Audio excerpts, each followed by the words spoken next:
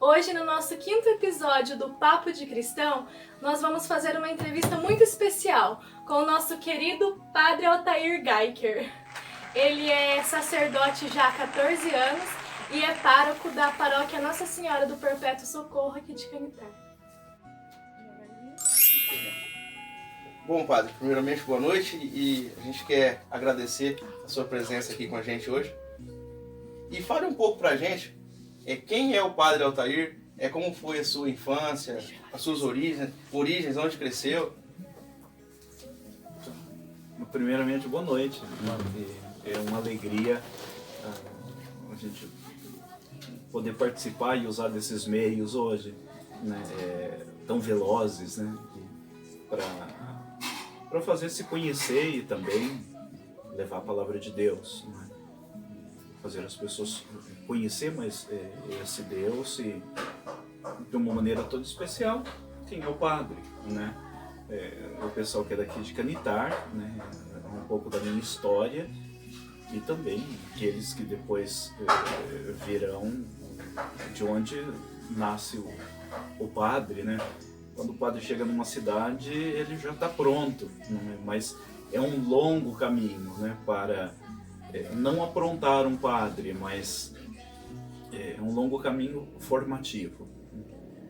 Eu sou natural de Ourinhos, né? Eu nasci em Ourinhos no dia 16 de março de 1976, né? Então, no milênio passado, eu sou do milênio passado, do século passado. Nós somos, né? Sim. Do milênio passado, do século passado.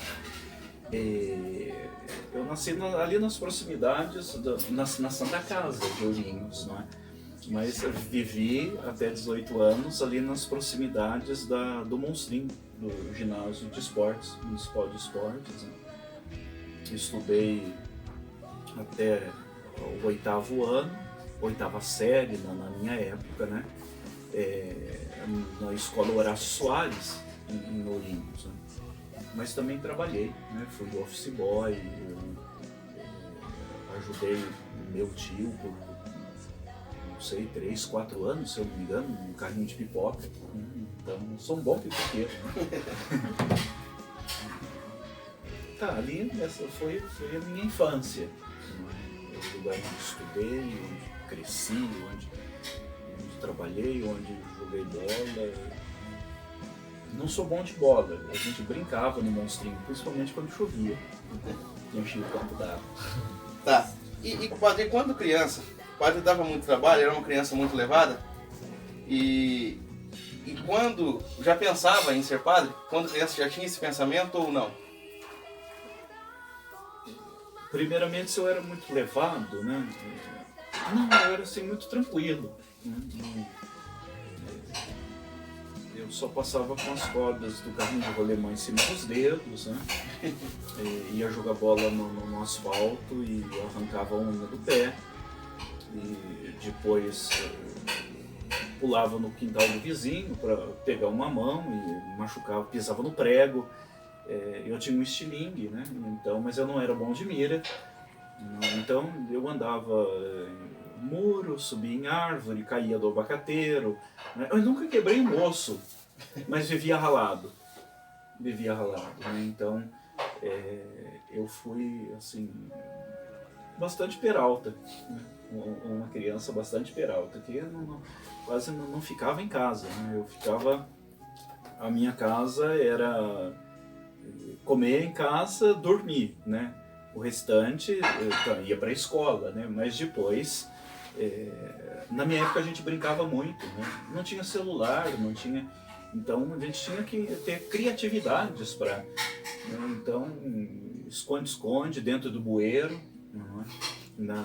Nas construções, no meio do mato, né? Então eu gostava muito de tacar fogo. Quando a prefeitura roçava o mato lá por perto de casa, eu já escondia uma caixa de fósforo, pegava de casa da minha mãe, esperava o mato secar um pouquinho, eu ia lá e pá, tacava fogo, sabe? Aquilo pra mim era uma beleza, né? E já passava pela sua cabeça, padre, assim, de ser sacerdote? Então, eu não tinha consciência, né? Mas eu tinha uma tia que morava na Vila Odilon, em Ourinhos, então eu sempre estava na casa dela e ficava lá, às vezes, final de semana, assim. No domingo nós íamos para a missa, né? E eu achava muito interessante a figura do padre. Na época era o padre Arantes, na paróquia Santo Antônio, lá na Vila Odilon. E me chamava muita atenção a vestimenta, né, do padre. Eu tinha 5, 6 anos, né? Me parece que assim, um pouco que me recordo, acho que o jeito de falar também me chamava a atenção. Mas o que mais me impressionava era a roupa, né? A vestimenta. Acho que ele tem o branco da túnica, né? Depois a estola, que muda as cores, né? O vermelho, o verde, o branco, o roxo, de acordo com o tempo litúrgico, né? Então aquilo me chamava muita atenção. Diz as minhas primas que perguntavam, né? O que você vai ser quando crescer? Aquela coisa que pergunta para a criança, eu vou ser padre. Mas depois nós íamos numa casa de uns parentes da minha tia, não me recordo muito bem quem era, ou trabalhava com ela na cerâmica, e tinha a linha do trem que passava, né? E eu achava muito interessante, então eu corria para ver o trem. E depois que eu via o trem, eu não queria ser mais padre, né? Eu queria ser o motorista do trem. Então, mas penso que aí já tinha, né, lá pequenininho, esse pontinho de algo interessante me chamava a atenção naquele homem, né, que era o padre. E quando jovem, qual foi o momento que o senhor descobriu a vocação, que disse sim ao chamado? Tenho que recordar, né? Eu trabalhava, estudava à noite, né? Nessa época eu tinha 17 anos, 16, 17, e eu trabalhava, estudava à noite, né? Eu estudei 1 ano à noite, que eu já estava trabalhando, e depois um dia em casa, eu vou para a missa, né? Juventude, assim, adolescência.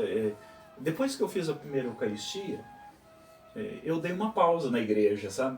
Então, aí eu fiquei uns 3, 4, 5 anos, assim, eu não me recordo bem agora, mas sem participar da missa, sem ir para a igreja. Depois aí, com uns 16 anos, mais ou menos, um dia eu estava em casa, eu falei, hoje eu vou à missa.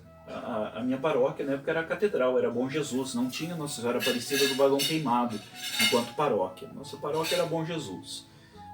E aí eu fui para a missa à noite, era 6h30 da tarde, do domingo, a missa da juventude e tal. E no domingo seguinte fui e comecei. Né? Depois me convidaram para participar do grupo de jovens, Pastoral da Juventude. Isso era 1991, 92 mais ou menos.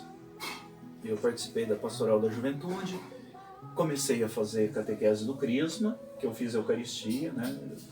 Uma pausa, depois aí eu comecei a fazer a catequese do Crisma, e a partir disso, né, eu penso que reinicia por que não, né, dedicar a vida, por que não o sentir o chamado, mas agora de uma maneira mais consciente, né? A Pastoral da Juventude não tem, né, todo um carisma da vivência do Evangelho, engajada numa realidade sociopolítica, econômica, né, cristã, evangélica, claro, né, mas com um olhar mais apurado para uma realidade toda de exclusão dos pobres, né, dos direitos da juventude, dos direitos humanos, né, que faz parte da dignidade humana. E aquilo me chamava atenção, né? Então, não só dentro, mas toda uma realidade também me provocava, né? E a partir daí eu comecei a pensar mais seriamente sobre, né? Foi onde eu fui conversar com o Monsenhor Violante, que era o nosso pároco, né? E comecei aí um caminho de discernimento. Me ajudou muito a irmã Helenice, que na época elas trabalhavam lá, das pequenas missionárias eucarísticas que trabalharam nessa paróquia também.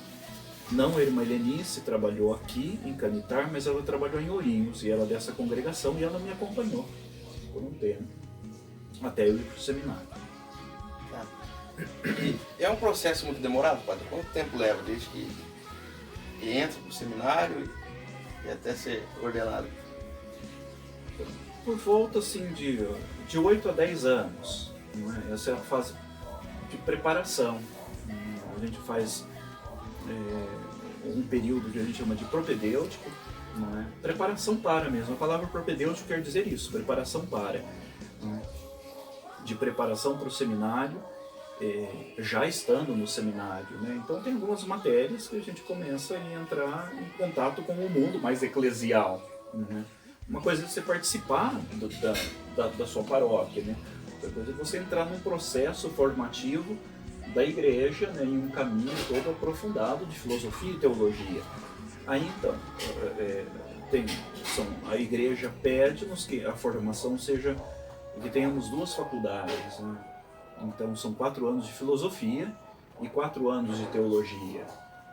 E depois é esse caminho de discernimento, de acompanhamento, de formação. Não é só formação intelectual, não é? Tem toda uma formação comunitária também e eclesial também. Né? No entanto que, enquanto a gente estuda, nos finais de semana, nós vamos para as paróquias fazer estágio pastoral durante todos esses 8, 10 anos de formação intelectual, não é?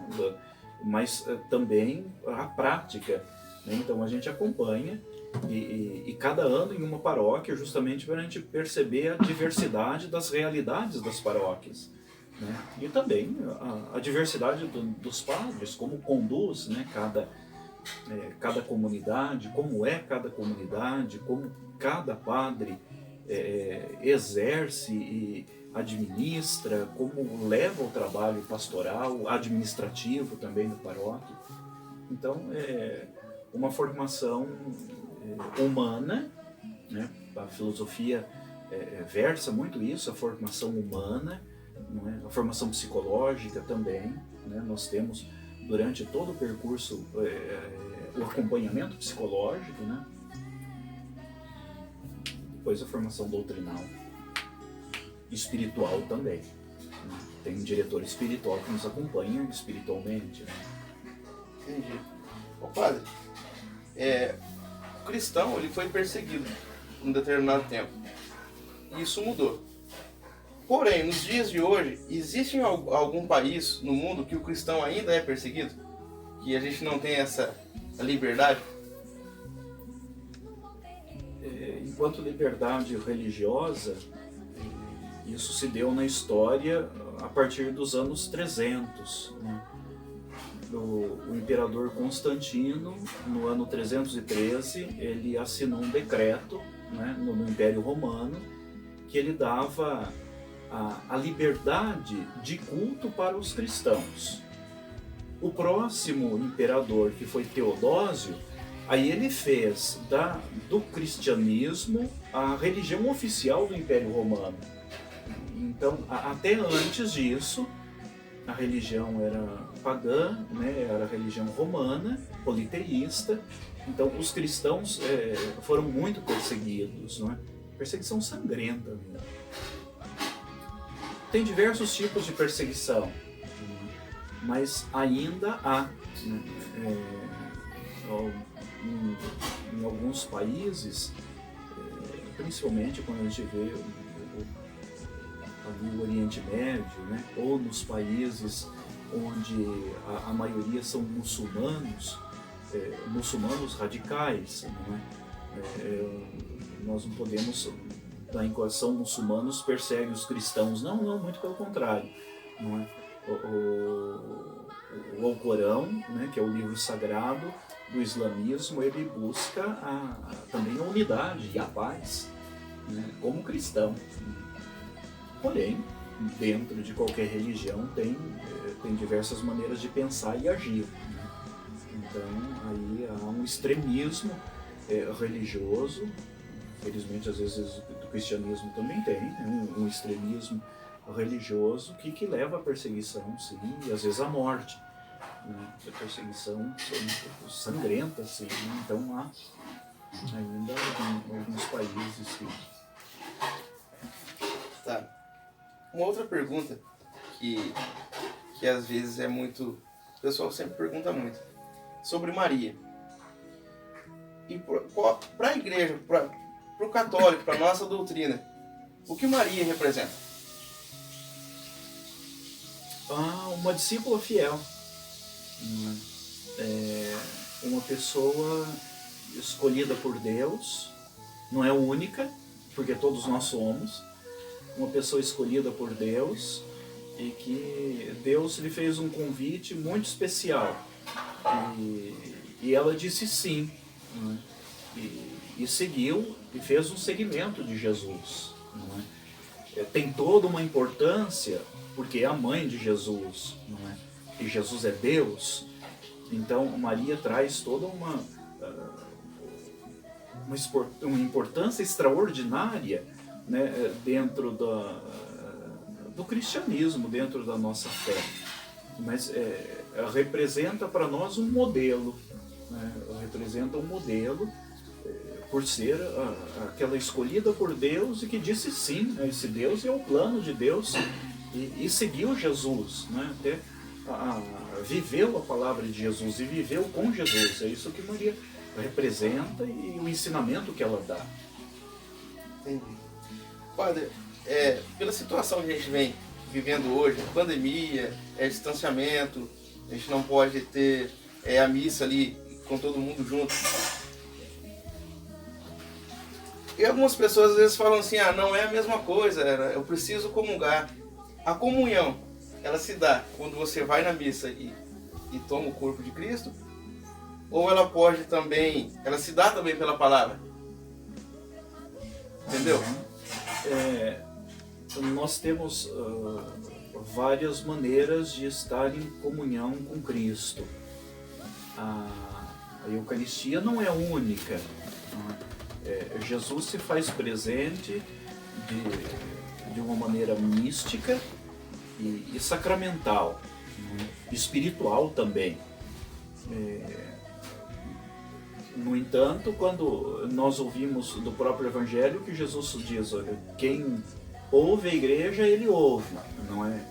Então, quem ouve os apóstolos, quem ouve os bispos, quem ouve a igreja, ouve o próprio Jesus, não é? Então, nós encontramos com Jesus na palavra, ele é a palavra.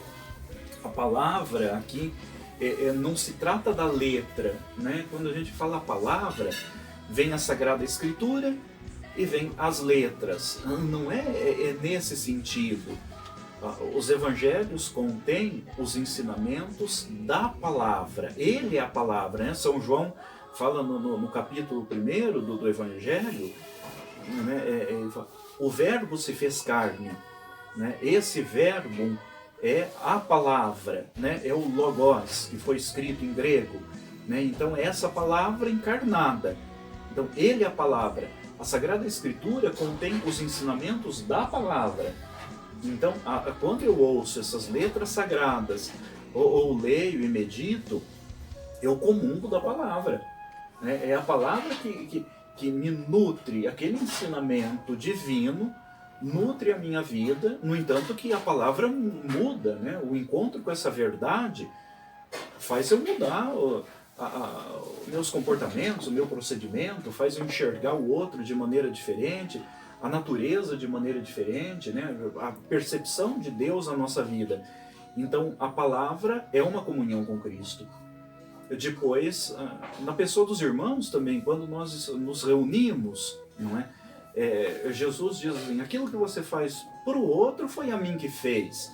O significado tem isso, né? Então, a ressurreição de Jesus transforma, recria todas as coisas. Então, essa presença de Jesus na pessoa dos irmãos, seja qual for, não é só cristão, não, é na pessoa humana, que é criatura de Deus, que é filho de Deus. Então, eu amo e eu adoro Jesus, eu sirvo Jesus na pessoa do outro, não é? E depois tem a maneira sacramental, a presença sacramental de Jesus, que é no pão e no vinho, consagrado, não é? Então, eu estou em comunhão com Jesus na oração, junto com os irmãos, na palavra e na Eucaristia. Então tem toda uma orientação para cuidar da nossa vida e para cuidar da vida do outro, né? da nossa saúde, da saúde do outro, para que o outro viva, né? Isso é evangélico, né? A vida em abundância. Então eu sou responsável por cuidar do outro também e o outro de mim. Então não posso ir à igreja por uma orientação, não é, justa, porém eu não estou fora da comunhão. E as missas estão sendo celebradas, né? Os padres celebram sozinhos, estão sendo transmitidas, né? E nós celebramos Pentecostes no último domingo, né? Então o Espírito Santo é aquele que faz um só corpo e uma só igreja. Nós somos um só no Espírito Santo, né? Pode haver uma única missa no mundo. Vamos pensar que ninguém possa celebrar. E só vamos pensar assim, não precisa ser só o Papa, é a título de exemplo. O Papa celebra uma única missa no mundo todo naquele dia. Todos nós estamos participando daquela missa. Porque é o Espírito Santo que nos une, porque nós somos batizados, né? Vamos pensar assim que nós somos uma rede, nós estamos totalmente interligados, né? E é o Espírito Santo que faz esse ligame entre nós. Eu estou profundamente ligado com você, com todos vocês. Aqui a gente está num grupo, tá? A gente estava de máscara até agora há pouco, tá? Então, e com o mundo todo, né? Então eu celebrando aqui, eu estou em união com um cristão, uma pessoa humana que está lá no Japão, que está do outro lado, né? No outro hemisfério. Sim. Ô padre, e pra nós, um exemplo, eu tenho muita alegria em exercer a minha atividade profissional. Então, quando eu estou ali exercendo, eu fico muito feliz, aquilo me traz um prazer enorme. E como se sente o padre quando ele inicia uma missa? É o mesmo sentimento da missa? Ou muda? Qual a sensação que o padre tem quando se enxerga assim? Nossa, eu sou padre, assim, o que o padre sente? Você faz pergunta difícil, né?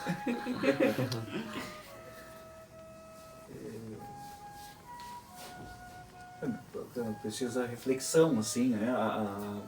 Mas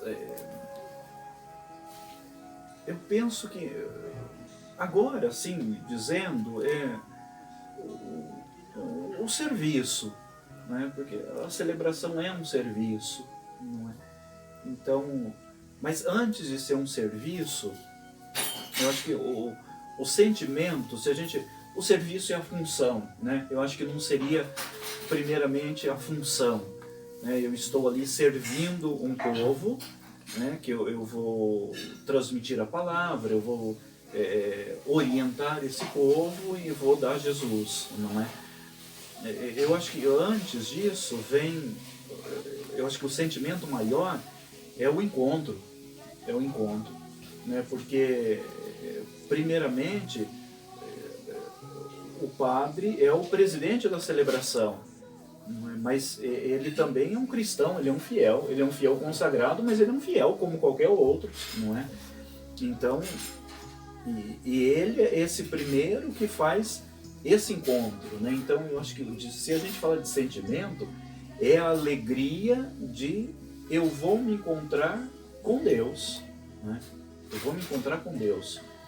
Isso se esparrama, vamos dizer, se alinha com os irmãos que a gente encontra, aquele que viu domingo passado. Então, uma alegria de ver, de conversar, de perguntar como está a família, como eu vou almoçar na tua casa, e aquela coisa, e como que foi a semana. Então, tem esse aspecto humano, mas eu me encontro com o divino, né? Eu me encontro com o divino. Então, eu acho que essa alegria, se fala de sentimento, é a alegria do encontro com Cristo.